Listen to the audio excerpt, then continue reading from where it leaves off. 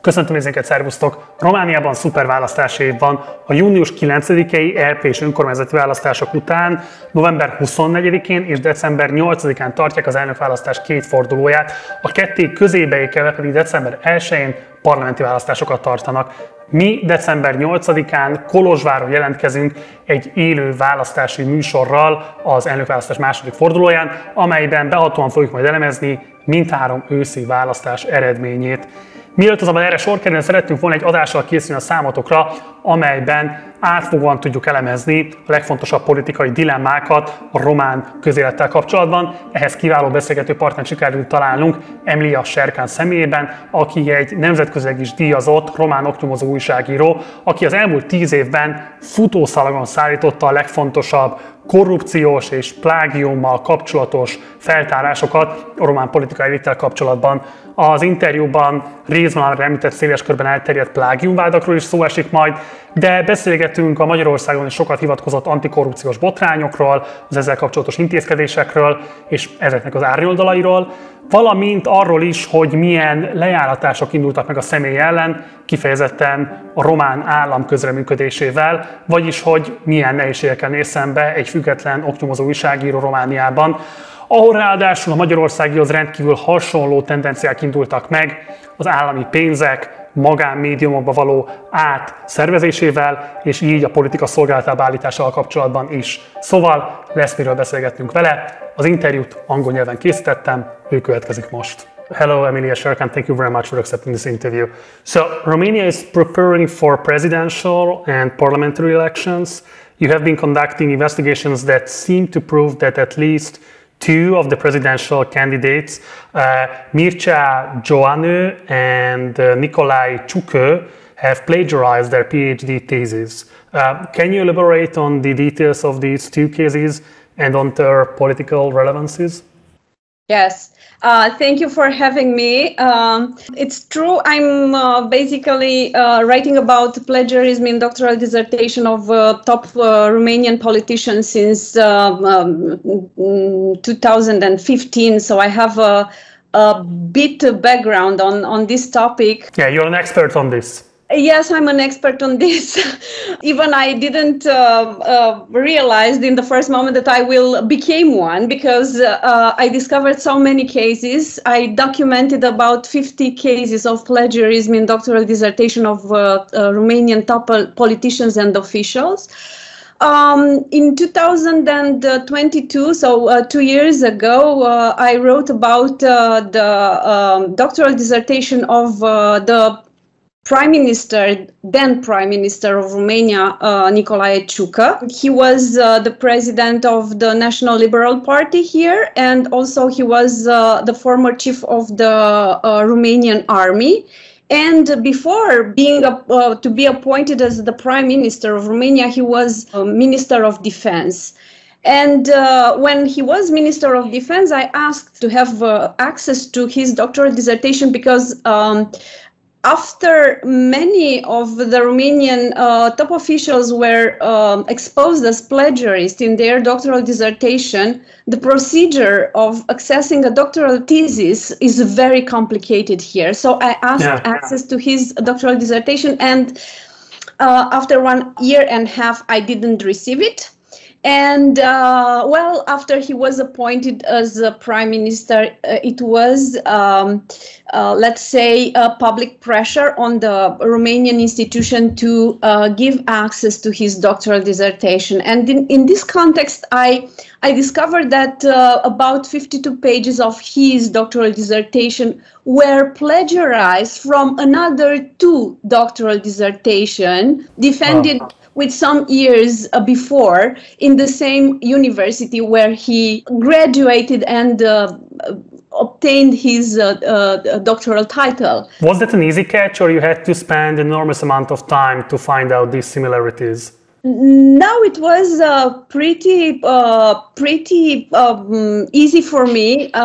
Basically, in 1 month, since the moment I had the access to his doctoral dissertation until the moment I published. So basically, it was just 1 month. And during this time, it was also the Christmas and the New Year Eve. And basically, for almost two weeks, National Library was closed, and all other institutions here were closed. Was not a complicated case for me because, as I told you, I have some good experience on discovering plagiarism. But it was no surprise for me because it is a pattern of the Romanian politicians. During their doctoral studies, they also had a very important position in various public institutions. For instance, Nicolae Ciucă was that moment, he was the chief of a small army, I don't know how to call it in English. Basically, he was the commander of a troop. It was an important position at that moment. And he also had two missions, I think one of them in Afghanistan and one of them in Kosovo. Basically, part of his time was, of course, spent with his job, not with his doctoral studies, because he didn't suspended his job in the army. So he did the both thing in the same time. And of course, you can have time to do such important things in the same time. So you need, for studying and for research, for doctoral research, you need time. Absolutely. But why was Mr. Ciucă so careless, not even trying to hide the traces of his plagiarism? I think it's the same explanation for the other cases. They never imagined, I think, first of all, they didn't realize that it is something bad. I think they didn't realize that it's something bad, and they are obliged to quote everything they are borrowing from other researchers.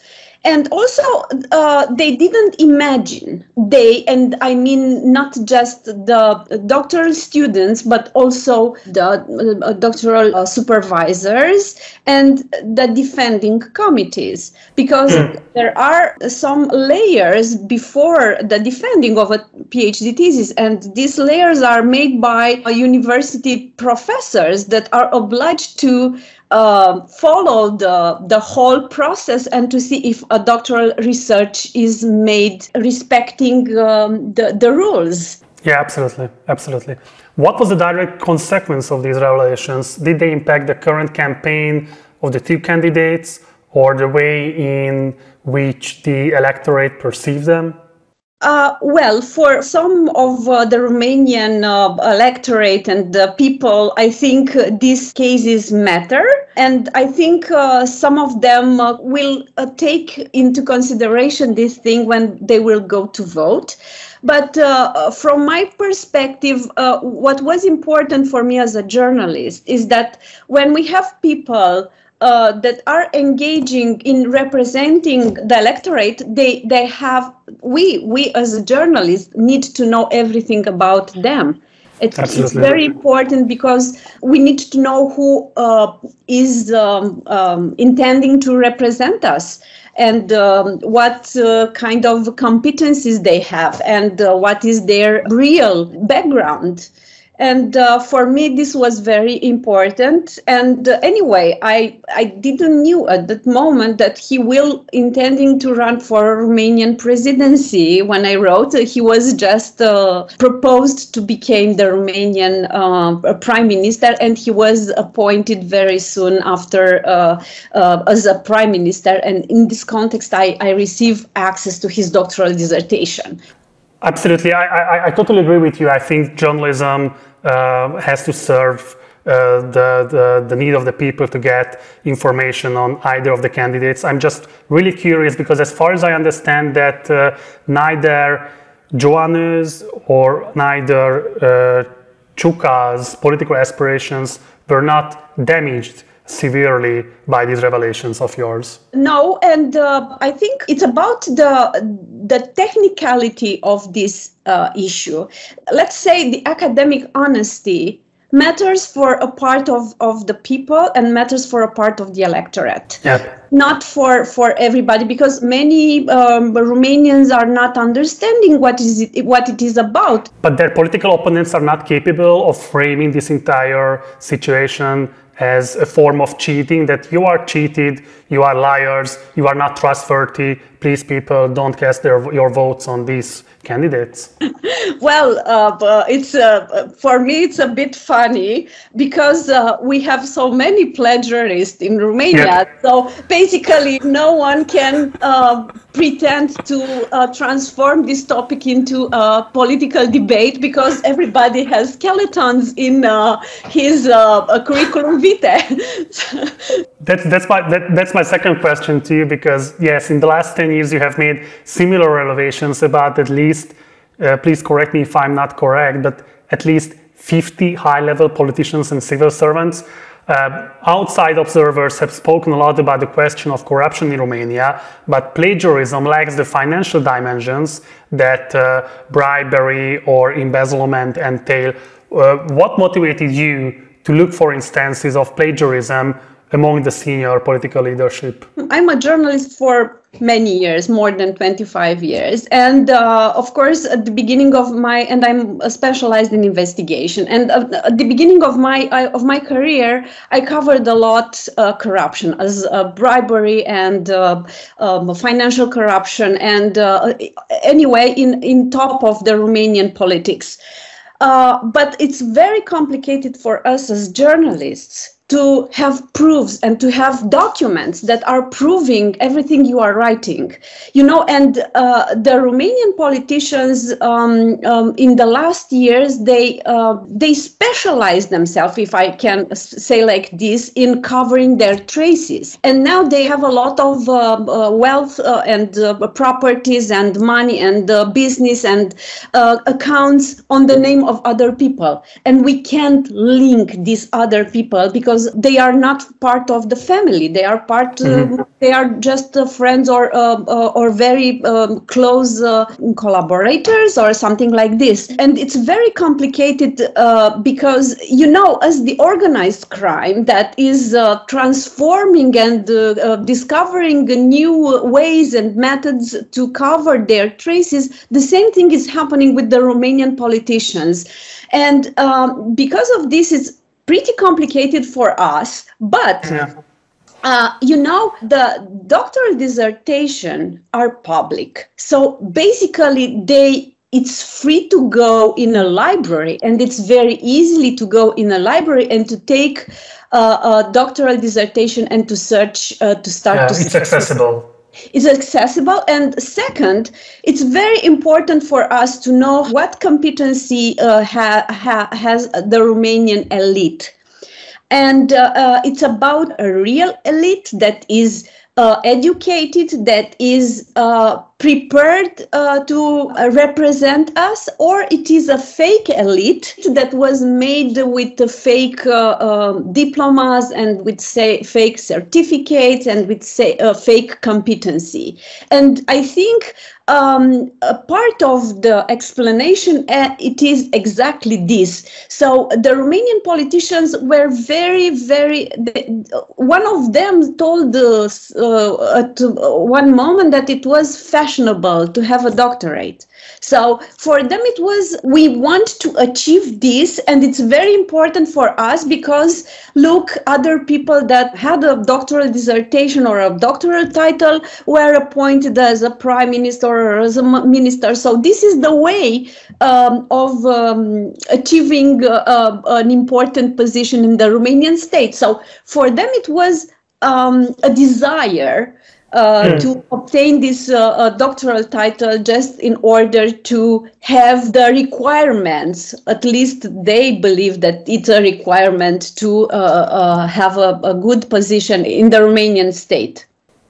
Yeah, so we can see by your revelations that there is a systemic, structural pattern of high incidence of these cases of plagiarism. And you mentioned that in order to become elected officially, theoretically you don't need a university degree, but politicians find it important to have a PhD because of the political and social status it provides to them. Exactly. It's about the social status and also intellectual status. So they just wanted to prove that they are able to represent people just because they have this kind of diploma. Well, we can speak here about a fake elite. At least a part of the Romanian elite is a fake one, taking into consideration their research studies. Okay, I would like to return a bit to the question of corruption. Here in Hungary, the Romanian fight against corruption is considered by many to be exemplary. Several parties speak about the need to establish an anti-corruption agency similar to the Romanian one. You have worked in several anti-corruption investigations, for example, in case against former PM Adrian Nastase. Although Nastase went to prison for a different crime, he was acquitted in the case you worked on. So how do you evaluate the results of the Romanian fight against corruption? What are its successes and its failures? Well, I think it was a good moment for the Romanian anti-corruption movement that was very strong, supported by people. And, it's very interesting that generally when people went out in the street to protest, they are asking for things that are countable.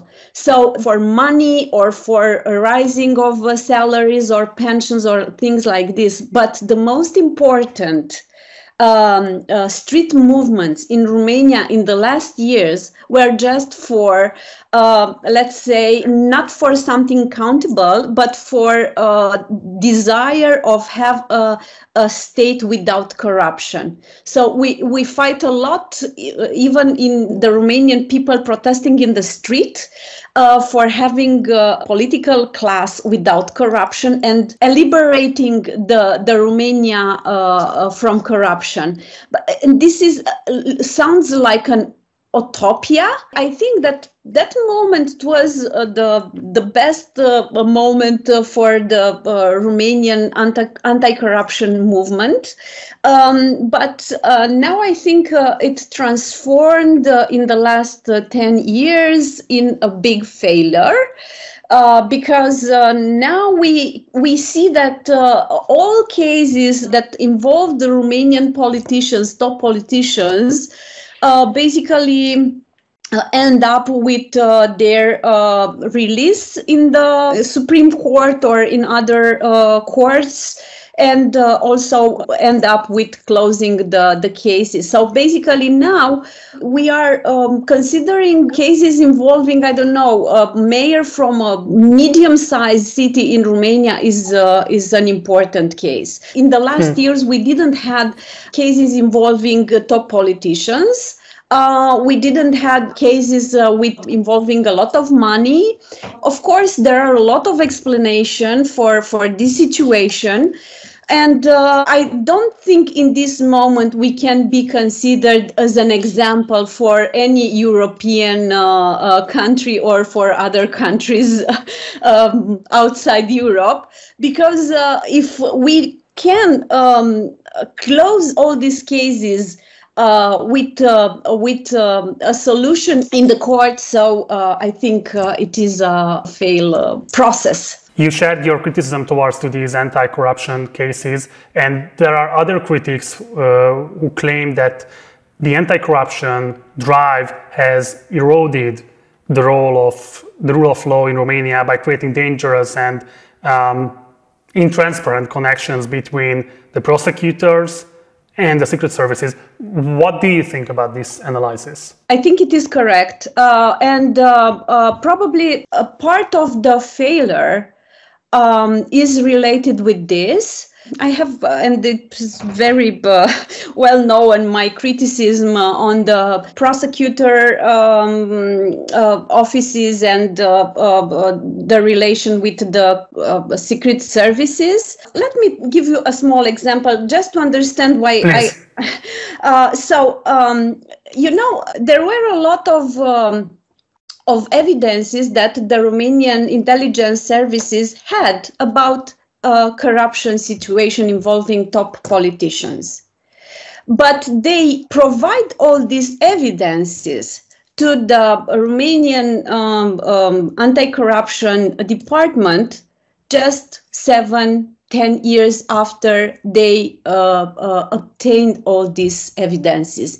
And why is that? And the Romanian prosecutors transformed them into prosecution cases 10 years later than they happened. This is also, you asked me why that.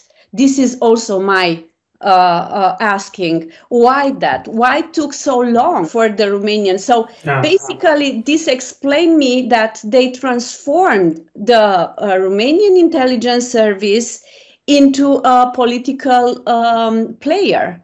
Because if you are giving this kind of information to the prosecutors 10 years later, it means that you protect for such long time that politicians. And when you consider that politician is not important anymore for you or for I don't know whom, so they can be sent, all this information can be sent to the prosecutors. And this happened a lot, and we of course obtained all these evidences with the journalists, obtained all these evidences from the files, and we were shocked to see that they had this information for so long and they didn't use them. Now, because of course the political class try to fight against corruption. Now we have a decision of the Constitutional Court that excluded the Romanian intelligence service from the possibility to provide evidence to the prosecutor in order to use them for their investigations. Mainstream political elites are losing popular legitimacy all around Europe. There is a growing sense among the electorates that these elites are corrupt and do not represent the people. The result of this legitimacy crisis is the rise of extreme right-wing forces. Romania is no exception. There are two competing parties, both of which are polling above the 5% parliamentary threshold. And the leader of the Our Party, George Simion, has all the chances to enter the second round of the presidential elections. Do you think this is part of the larger European trend, or is there any specificity to the way in which the Romanian far right operates? Well, I think it's both of them. It's followed the European and also the world trend, because we have to see what is happening also in other parts of the world, not just in Europe.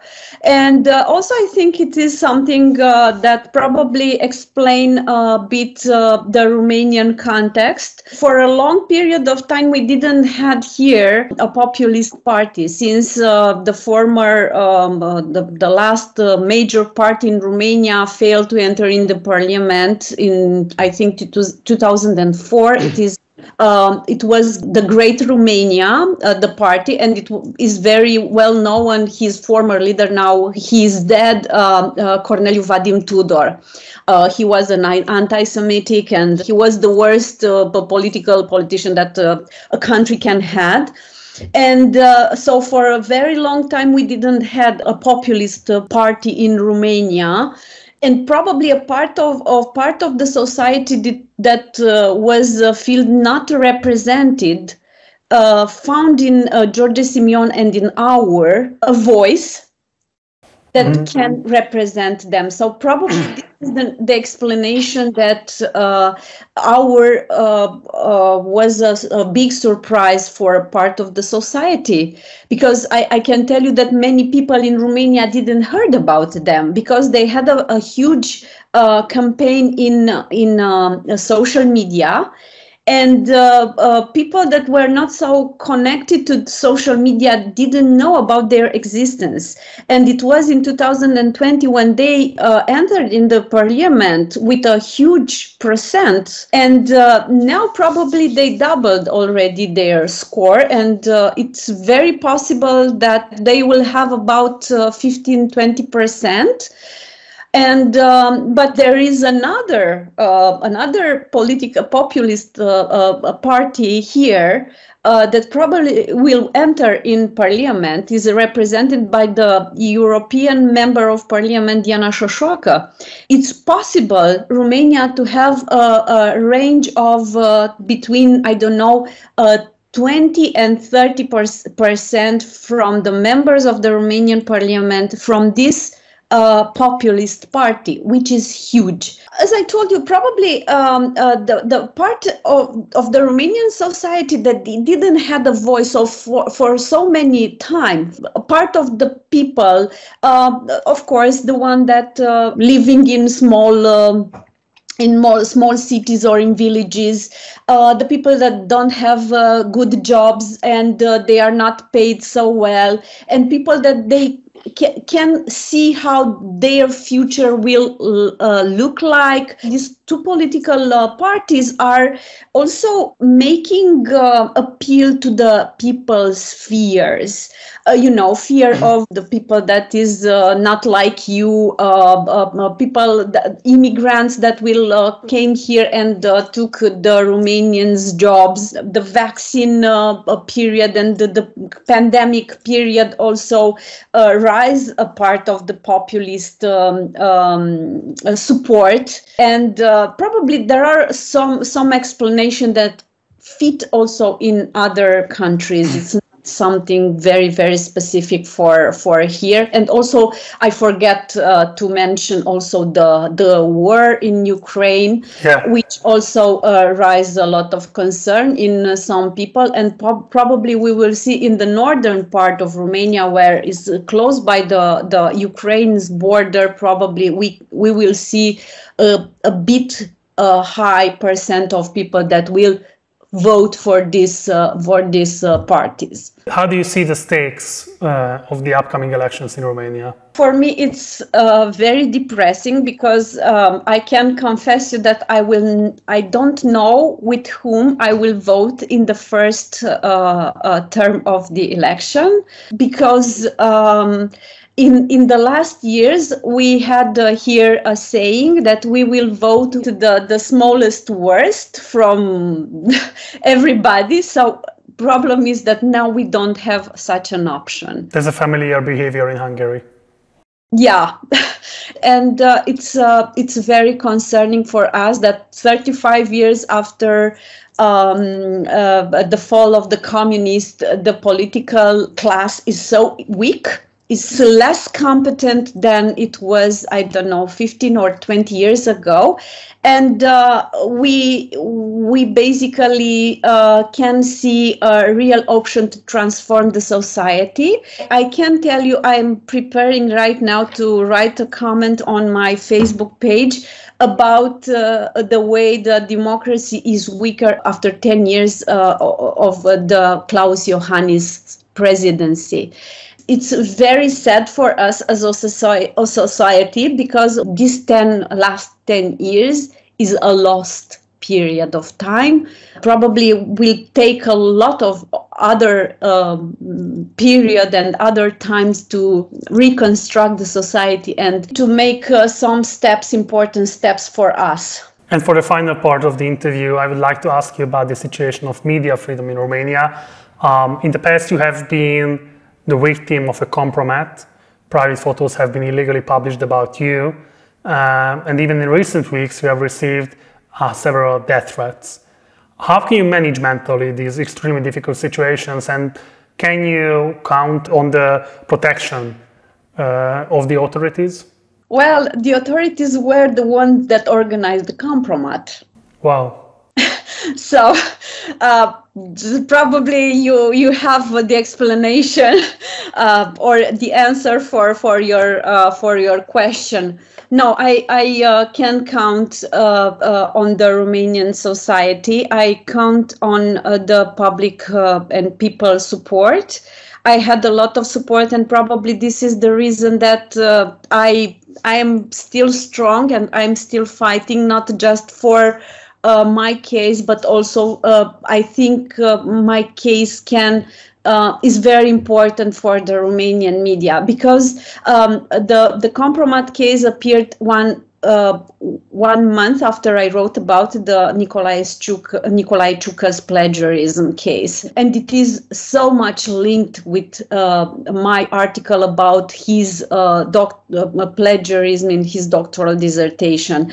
I fight in the last almost 3 years with the prosecutors to demonstrate that a top official from the Romanian police leaked evidence from a criminal file in order to compromise me. And that evidence was published 4 hours after I gave to a Romanian police officer, was published in media. The prosecutors basically reject all my requests and closed the file. Now I don't have hopes that something will happen in future, and that in the end the justice will prevail, and I will find my justice. I'm not optimistic, but at least two judges said after 2 years of fighting with the Romanian prosecutors that my rights were not respected. The prosecutor didn't investigate properly the case, as I said, in the last 2 years. And also, I think, which is also important, is if you are not investigating, you as a state are not investigating this kind of cases, you are opening the box, or you are just telling to others that it is fine to threat a journalist, or to discredit a journalist, or to try to moral assassinate him. Because what happened to me, it was an operation of a moral assassinate against me. They just tried to eliminate me from media and to make me to renounce to be a journalist. I didn't renounce. I'm still a journalist. I'm still fighting with them. And I still try to find my justice. I know that it's very complicated and will take some time, and maybe in the end I don't have a solution from a judge. But for me and for my colleagues, I think for the Romanian media is important to show them that we are still fighting for our rights, not just as journalists but as people as well. How widespread are these kinds of attacks against independent journalists? Happily, we don't have so much cases in Romania of journalists that were attacked or threatened with death. Probably in the last years I was the most threatened and discredited journalist, because I wrote about people from secret services, intelligence services, politicians, prosecutors, police officers, so basically army. I wrote about many people, very important people in the Romanian state, and maybe this can explain, even it is not justified. It's not justified. A journalist is a public servant, even not in that classic term of what public servant means. But we are serving the public. We are doing our job in the public interest, serving the public interest. So I think it was not normal what happened to me, but if we are retiring and we are not writing about them and we are leaving our jobs, I think this will make even weaker the Romanian democracy. And my very last question relates to the threats on media freedom and the similarities between Hungary and Romania. So since 2010, the Hungarian government of Viktor Orbán has severely eroded the freedom of the press. And one important method was the use of public money to fund advertising in friendly outlets. The result is a gigantic centralized media machine that serves the interests of Orbán's party, but is funded by taxpayer money. Similar tendencies can be observed in Romania, although in a so-called competitive party environment. How do Romanian political actors try to control the media, and how do you see the situation of Romanian media freedom? Probably we are in the worst time for media, I mean in the last 2 decades at least, because Romanian media was controlled by politicians. I don't know. It's something. It's a habit to have politicians that are controlling media. But what happened in the last years, in the last 5 years, former president of Social Democratic Party, Liviu Dragnea, changed the law, and now the government can pay the political parties. So the political parties before this, they were surviving from donations or money that were paid by the members as membership fees. The membership fees, yes, exactly. But now basically the government is paying the political parties, and these political parties can use the money gathered and obtained from the government to pay propaganda in the media. And what is happening now, that almost all mainstream media is fed with money from the government through these political parties.